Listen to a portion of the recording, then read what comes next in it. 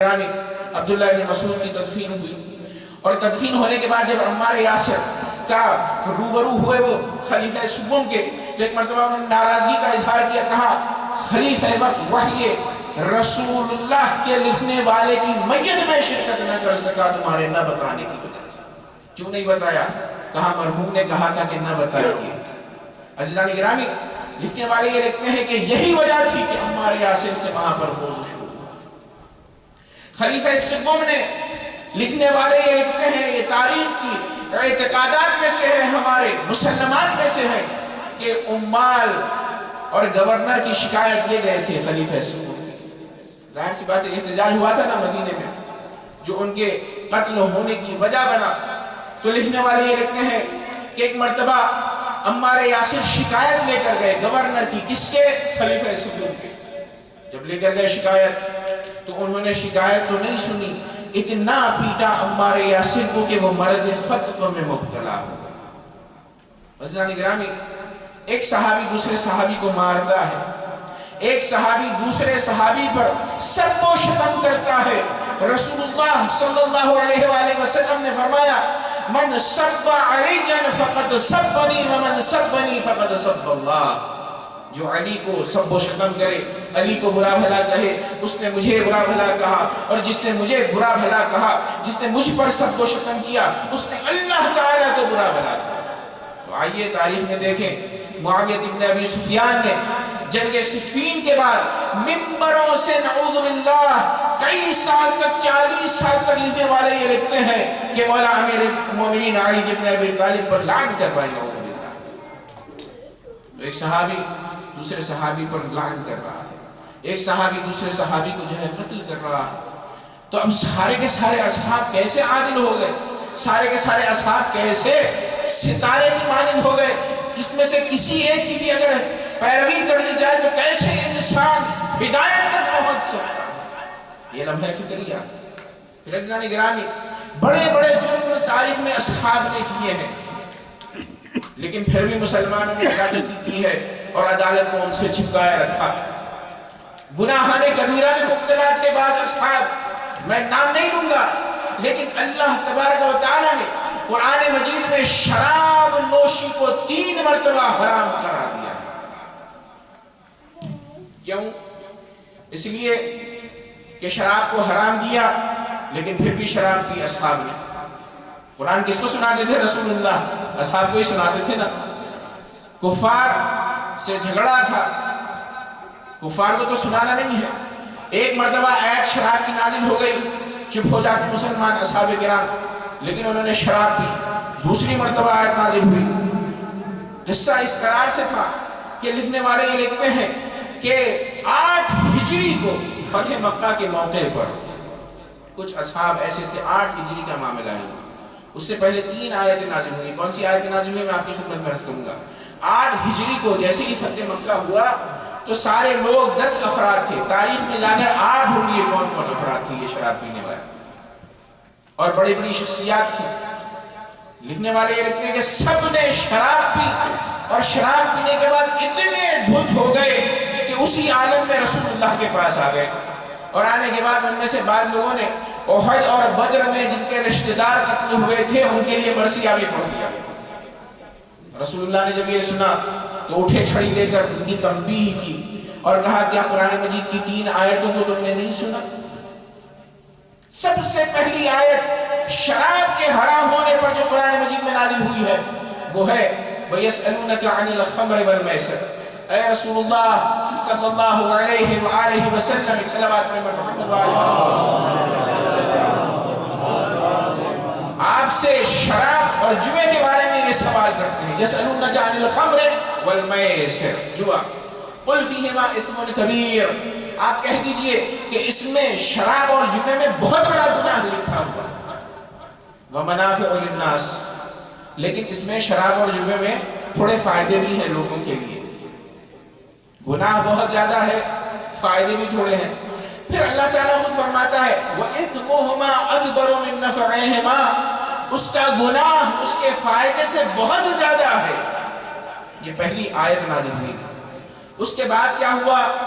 اصحاب نے اس آیت کو فالو نہیں کیا اور شراب پینے کے بعد لکھنے والے یہ لکھتے ہیں پہنچ گئے مسجد بیت اللہ، اللہ تبارک و تعالیٰ کے گھر میں، مسجد الحرام نہیں بلکہ عام جو مسجد نبوی وغیرہ تھی، اور جسارت بھی یہ کر دی کہ مسجد میں داخل ہونے کے بعد ظاہر سی بات ہے شراب کی دھت مست حالت میں نہ وضو ہو سکتا ہے نہ انسان نماز پڑھ سکتا ہے، وہ آگے اور کھڑے ہو کر نماز پڑھنا شروع کر دیا۔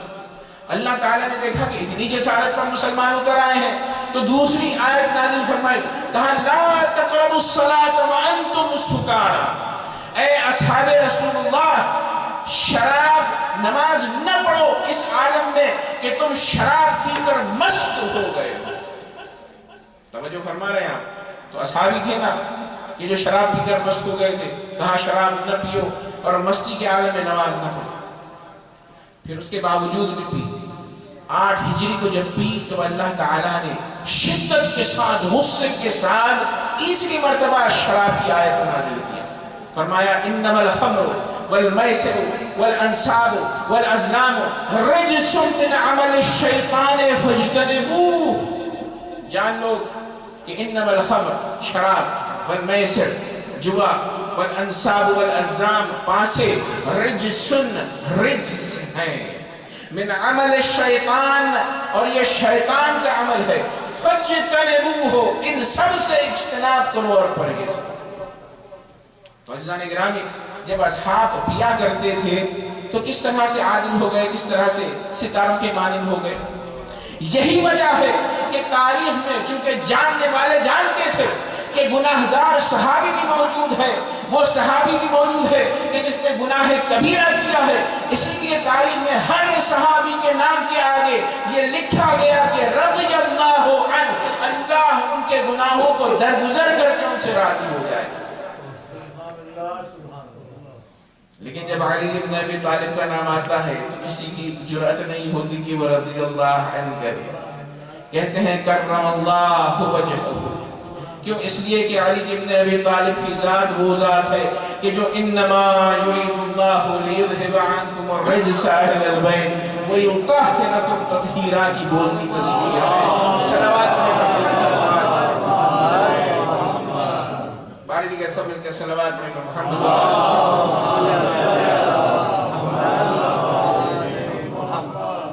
لیکن عزیزان گرامی، جب یہ رضی اللہ عربک زبان میں اس کے معنی دعا کے ہیں، اللہ راضی ہو جائے، توجہ کیجئے گا، لیکن یہ پاسٹ میں استعمال ہوتا ہے۔ سینٹنس کیا ہے؟ پاسٹ سینٹنس ہے، رضی اللہ یعنی اللہ راضی ہو گیا۔ جیسے مثال کے طور پر نکاح جب ہم پڑھتے ہیں، علماء حضرات آپ نے سنا ہوگا انکحتو، یعنی میں نے نکاح پڑھ دیا، ذرا حالے کہ مولوی نکاح پڑھ رہا ہوتا ہے لیکن وہ کہتا ہے پاسٹ ٹینس استعمال کرتا ہے، وہ کہتا ہے انکحتو، میں نے نکاح پڑھ دیا۔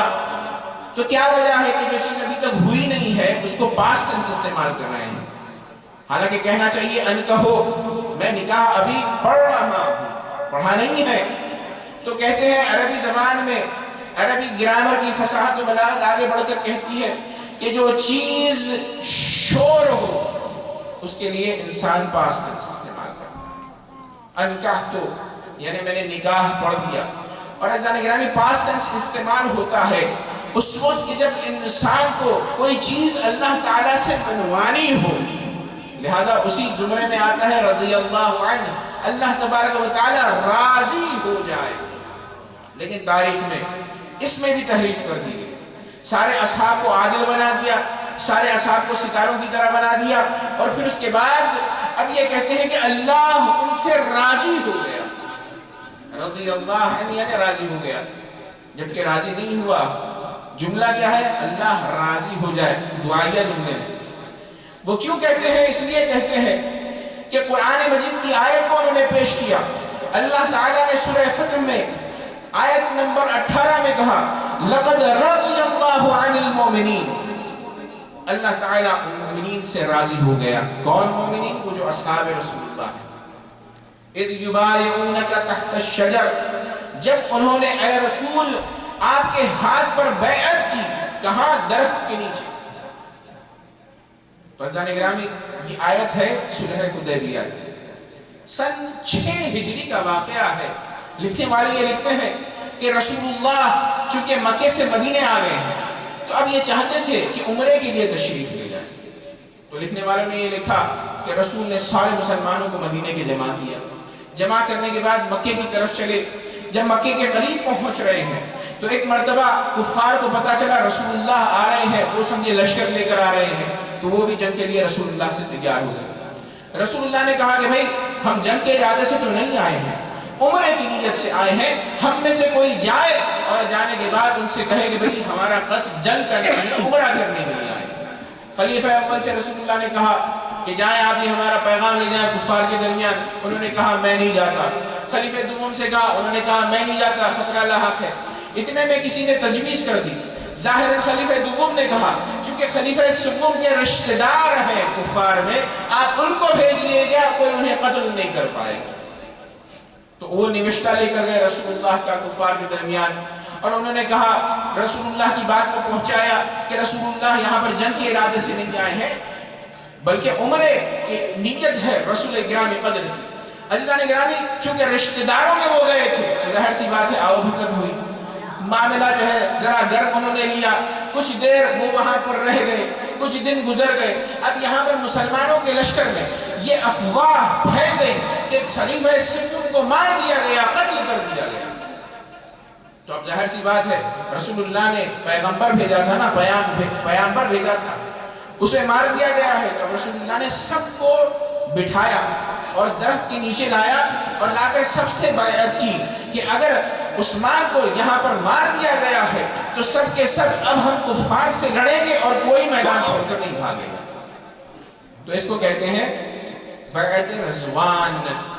سب اصحاب نے بیعت کی، ان کی تعداد کتنی تھی؟ 1500۔ تو اللہ تعالیٰ نے کہا لَقَدْ رَضِيَ اللَّهُ عَنِ الْمُؤْمِنِينَ، اللہ تعالیٰ راضی ہو گیا ان مومنین سے کہ جنہوں نے صلح حدیبیہ کے موقع پر رسول اللہ کے ہاتھ پر بیعت کی۔ تو عزیزان گرامی اس آیت کو اہل سنت ہمارے سامنے رکھتے ہیں اور رکھنے کے بعد یہ کہتے ہیں کہ اس سے مراد سارے کے سارے اصحاب ہیں، جبکہ سارے کے سارے اصحاب نہیں ہیں۔ توجہ فرمائیے گا، رضی اللہ عن المؤمنین، اللہ نے قید لگائی ہے کہ اللہ صرف اور صرف مومنین سے راضی ہوا۔ تو صلح حدیبیہ میں خلیفہ دوم نے کہا کہ اس صلح پر مجھے رسول اللہ کی رسالت پر ایسا شک ہوا ہے کہ اس سے پہلے ایسا شک نہیں ہوا۔ تو وہ ایمان کے دائرے سے خارج ہو گئے۔ جیسے ہی ایمان کے دائرے سے خارج ہوئے تو رضایت رب سے بھی انہیں اس وقت خارج ہونا پڑا۔ ایک صلوات پڑھیں محمد وآلہ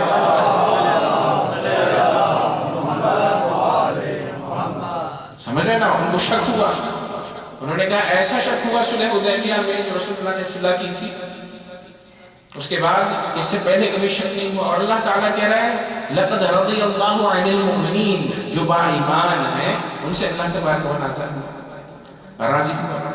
اور پھر اس کے بعد وہاں پر کتنے لوگ آئے تھے؟ لکھنے والے یہ لکھتے ہیں کہ 1500 اصحاب تھے۔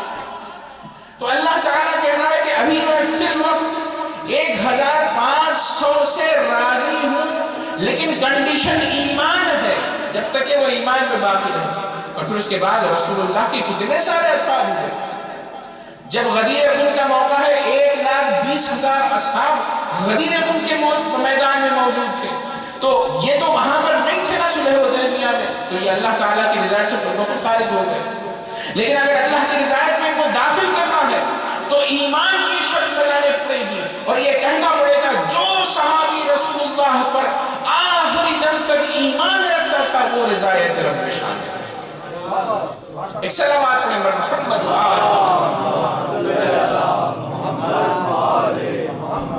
اور عزیزان گرامی، سارے کے سارے اصحاب رضی اللہ نہیں ہو سکتے۔ کیوں؟ اس لیے کہ اصحاب نے ایک دوسرے کو قتل کیا، ایک دوسرے پر تہمتیں دی ہیں، ایک دوسرے پر کیچڑیں اچھالا ہے، اور اچھالنے کے بعد ایک دوسرے کو قتل کیا ہے۔ تو سب کے سب رضی اللہ کیسے ہو سکتے ہیں؟ تو یہ ماننا پڑے گا کچھ لوگ رضی اللہ ہیں، کچھ لوگ رضی اللہ ہیں۔ جناب ابو ذر غفاری، بعض اصحاب رسول اللہ ایسے ہیں کہ جن کی محبت کی سفارش رسول اللہ نے کی ہے۔ رسول اللہ نے فرمایا خدا کی قسم مجھے حکم ہے اللہ تبارک و تعالیٰ کی طرف سے کہ میں چند لوگوں سے محبت کروں، علی، ابو ذر، سلمان اور مقداد، یہ 4 نام دیے۔ اور اب آپ دیکھیے رسول اللہ کے بعد علی سے بغض کیا گیا، ابو ذر سے بغض کیا گیا، سلمان سے بغض کیا گیا، عمار سے بغض کیا گیا، اور رسول اللہ نے یہ فرمایا تھا کہ ابو ذر غفاری سچا ترین فرد ہے، ایسا سچ بولنے والا ائمہ اطہار کے بعد نہیں ہے۔ اور عزیزان اکرامی اسی سچے کو اصحاب نے مدینے سے تبعید کر دی۔ رسول اللہ نے فرمایا تھا ہمارا اصحاب کے بارے میں جو جھگڑا ہے، ہم یہ کہتے ہیں جن اصحاب کی تائید ہمیں رسول اللہ سے ملتی ہے ہم ان کے قدموں کے نشان کو اور خاک کو اپنی سرما سمجھتے ہیں۔ عمار کے بارے میں کیا کہا؟ یا عمار تقتلک الفئۃ الباغیہ، اے عمار تجھے قتل کرے گا کون؟ فئہ باغیہ، بغاوت کرنے والا گروہ۔ تو عمار تو کس نے قتل کیا؟ ظاہر سی بات ہے جنگ صفین میں۔ اب سیاست دیکھیے جنگ صفین میں جب عمار یاسر کو قتل کیا گیا ہے تو سارے لشکر معاویہ میں یہ بھگدڑ مچ گئی، لوگوں نے کہا کہ عمار یاسر کو قتل کر دیا، ہم نے قتل کر دیا، اس کا مطلب معاویہ کا گروہ باطل پر ہے۔ تو ایک مرتبہ معاویہ نے وہاں پر چال چلنے کے بعد یہ کہا کہ کون عمار یاسر کو جنگ میں لے کر آنے کا سبب بنے؟ وہ علی ابن ابی طالب ہے، ہم تو نہیں لے کر آئے تھے، وہ لے کر آئے تھے۔ انہوں نے عمار یاسر کو قتل گاہ میں رکھا اور وہ قتل ہو گئے، اس لیے ذمہ دار مولا امیر المومنین علی بن ابی طالب۔ زمانے میں سیاست کی، اور پھر اس کے بعد یہ سارے کا سارا جو پروٹوکول دیا گیا ہے اصحاب کو وہ مجرمانہ نیتوں کے تحت۔ عزیزان گرامی، مولا امیر المومنین کے بارے میں رسول اللہ نے فرمایا ہے، جب رسول اللہ کی بیویوں کی بات آتی ہے نا تو قرآن مجید کی کیا آیت ہے؟ وَأَزْوَاجُهُمْ أُمَّهَاتُكُمْ، ان کی ازواج تمہاری مائیں ہیں۔ تو ہر بیوی کو رضی اللہ کہا جاتا ہے، ہر بیوی کا احترام کیا جاتا ہے، لیکن فاطمہ الزہرا سلام اللہ علیہا کو کوئی بھی ام المومنین نہیں کہتا، جبکہ آیت جو سنانے والا ہے قرآن مجید کی وہ زبان رسول اللہ ہے۔ رسول اللہ نے فرمایا وَأَزْوَاجُهُمْ أُمَّهَاتُكُمْ، قرآن مجید کی آیت ہے کہ رسول کی ازواج تمہاری مائیں ہیں۔ تو دوسرا کلام بھی تو رسول اللہ نے فرمایا جو حدیث کی شکل میں ہے، انا وعلی ابوا هذه الامہ، میں اور علی اس امت کے باپ ہیں۔ تو جس طرح رسول اللہ کی زوجہ امت کی ماں ہوئی، اسی طریقے سے علی ابن ابی طالب کی زوجہ امت کی ماں قرار پاتی ہے نہیں پاتی؟ تو جس طرح جناب عائشہ کو ام المومنین کہتے ہیں اسی طرح فاطمہ الزہرا سلام اللہ علیہا کو ام المومنین کہیں۔ ایک صلوات پڑھیں محمد وآلہ۔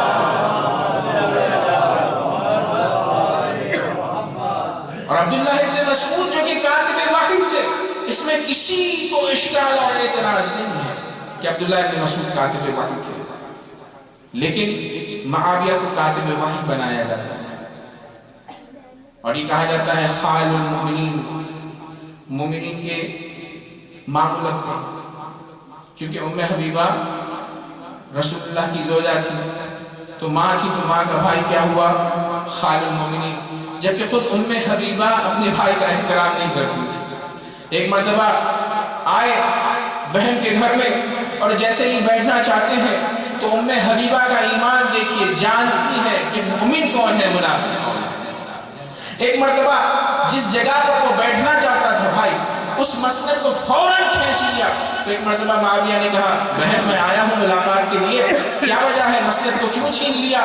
میں تو بیٹھنا چاہ رہا تھا، میں تمہارا مہمان تھا۔ کہا کہ تم اس قابل نہیں ہو کہ اس جگہ بیٹھو، کیونکہ یہ جگہ رسول اللہ سے مختص ہے۔ تو وہ بیٹھے گا اس جگہ پر کہ جو جانشین رسول اللہ اور نفس رسول اللہ ہے۔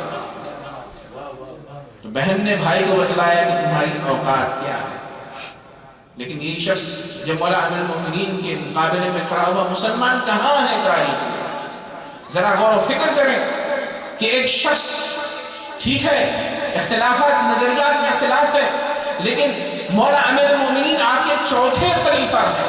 एक शख्स ने चौथे खलीफा की मुखालिफत में एक जंग अजीम खड़ा की तारीख में कि जो 18 महीने चली, आज उसी शख्स को आप जो आपके चौथे खलीफा के मुखालिफत में उठा था, आज सारी दुनिया उसे रज़ी अल्लाह कहती। और रज़ी अल्लाह हर एक को कहते कहते आज का मुसलमान इस दौर में इस हद तक गिर चुका है कि वो यजीद को भी रज़ी अल्लाह कहता है। मैं किसकी तरफ इशारा कर रहा हूँ और किसने कहा, आप सबके सब जानते हैं, यजीद को रज़ी अल्लाह कहा गया। जबकि ये सारा शजरा आले अबी सुफियान जो है वो शजरे मलऊना है। रसूलुल्लाह ने लानत की है, अबू सुफियान पर भी लानत की है, उसके बेटे पर भी लानत की है, उसके पोते पर भी लानत की है। लिखने वाले ये लिखते हैं कि एक मर्तबा रसूल अकरम मोहम्मद मुस्तफ़ा सल्लल्लाहु अलैहि वसल्लम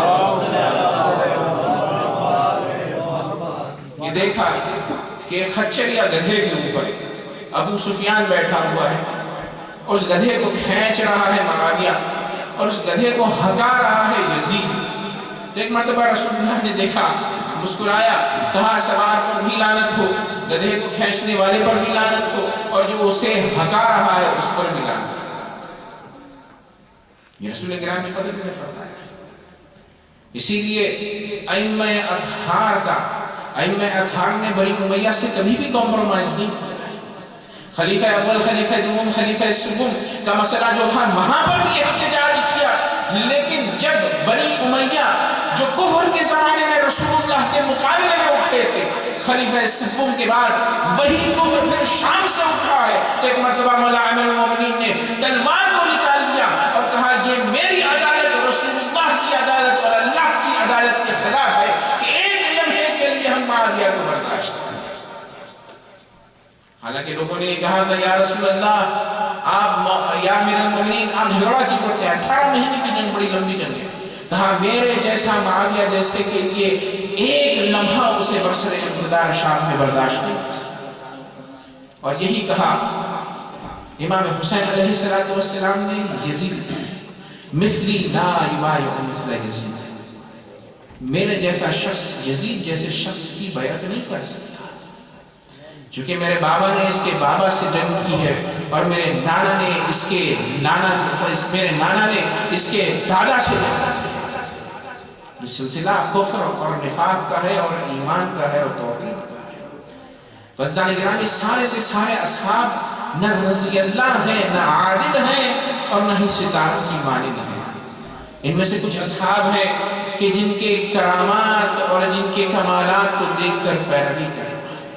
और बज़दान गिरामी असहाब में बेहतरीन असहाब जो तारीख में मिले हैं वो हजरत अबा अब्दुल्लाह हुसैन को मिले हैं।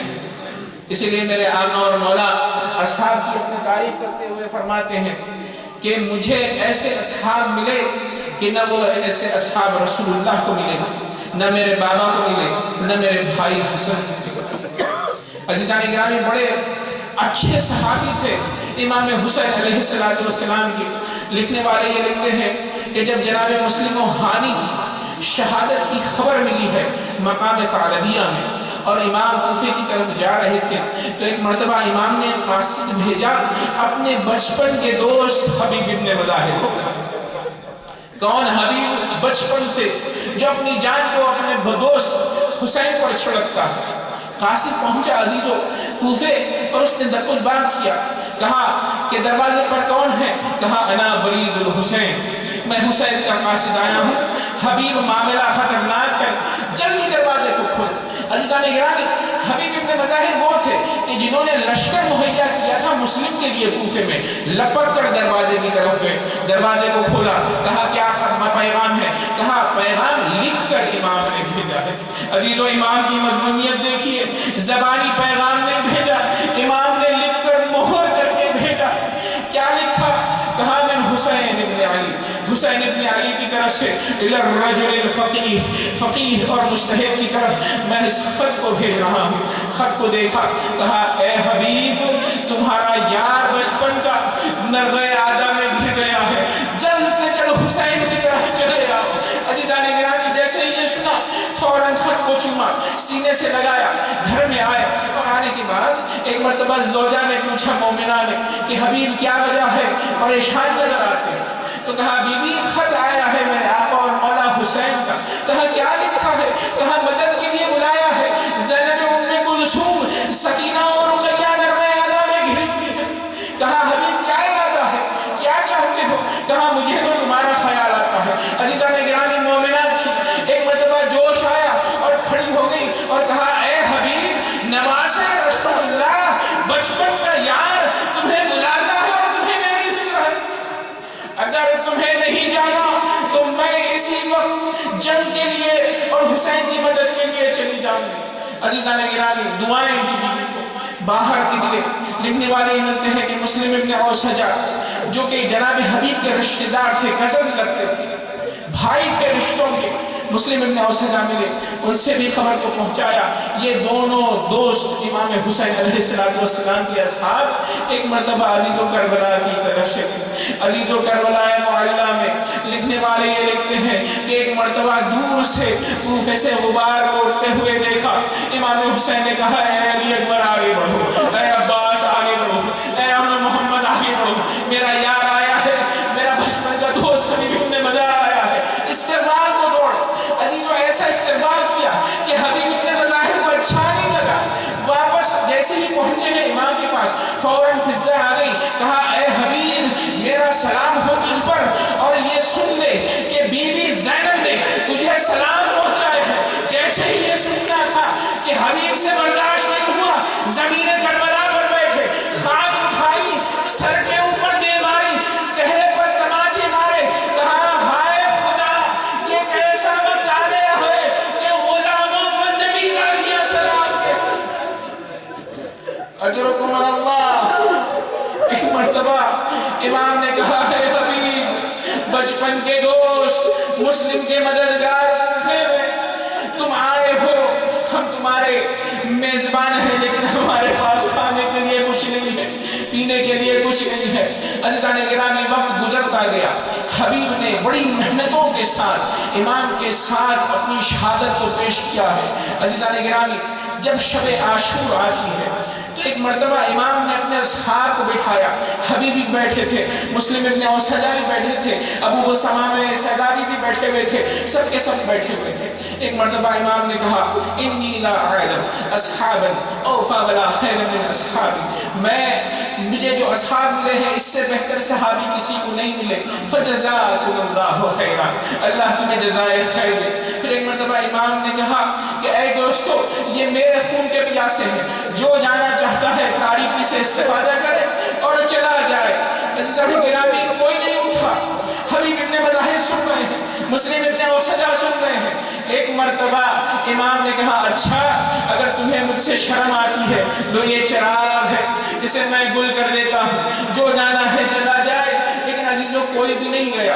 ایک مرتبہ امام نے کہا کہ اگر تم شرم کرتے ہو کہ کل کو تمہیں کوئی برا بلا کہے گا تو یہ نبی ذاتیاں ہیں، ان کو احترام کے ساتھ مدینے میں لے جانا، اور یہ کہنا کہ مولا آقا حسین کا حکم تھا اسی لیے بیویوں کے ساتھ ہم آ گئے۔ یہ سننا تھا کہ مسلم ابن اوسجہ اٹھے اور کہا مولا یہ بات آپ نہ کیجیے گا، ہم آپ کے ساتھ مرنے کے لیے آئے ہیں، اور خدا کی قسم آپ کی راہ میں 70 مرتبہ ہمیں قتل کیا جائے، بدن کو جلایا جائے، راکھ بنا کر اڑا دیا جائے، پھر سے ایک مرتبہ ہمیں زندہ کیا جائے تو ہم اپنی جانوں کو آپ پر نچھاور کرنے کے لیے آمد ہیں۔ عزیزان گرامی امام نے دعا دی، دعا دینے کے بعد جیسے ہی روز عاشور نمودار ہوئی تو یہ وہ وقت تھا کہ لکھنے والے یہ لکھتے ہیں کہ میسرے کا علم بردار حبیب ابن مظاہر کو بنایا، قلب لشکر کے علم بردار جناب قمر بنی ہاشم ابو الفضل عباس تھے۔ عزیزو جیسے ہی وقت گزرتا گیا ایک مرتبہ مسلم ابن اوسجہ آئے، جنگ کی اجازت لی، میدان میں گئے، ان کی جیسے ہی شہادت ہونے والی تھی پشت فرس سے زمین کربلا پر آئے تو ایک مرتبہ دوڑے ہیں مسلم ابن اوسجہ کی طرف، حبیب ابن مظاہر سب سے پہلے، پھر اس کے بعد امام حسین دوڑے اور دونوں پہنچے۔ یہاں پر ایک رشتہ دار دوسرے رشتہ دار سے کیا پوچھ رہا ہے، کہا اے مسلم ابن اوسجہ کوئی وصیت ہے تمہاری کوئی وصیت ہو تو بتانا، حبیب ابن مظاہر تمہارا وارث و والد تمہارا رشتہ دار یہاں پر موجود ہے۔ عزیزان گرامی مسلم ابن اوسجہ بدن پر اتنے زخم تھے کہ بول نہیں سکتے تھے. ساری طاقت کو جمع کیا. جمع کرنے کے بعد امام حسین کی طرف اشارہ کیا, کہا موسی کا بہادا, اے حبیب ابن مظاہر, میرے مولا و آقا کو میں اکیلے چھوڑ کر جا رہا ہوں, میرے دم نکلنے کے بعد اس مولا کا خیال. عزیزان گرامی, وصیت پوری ہوئی.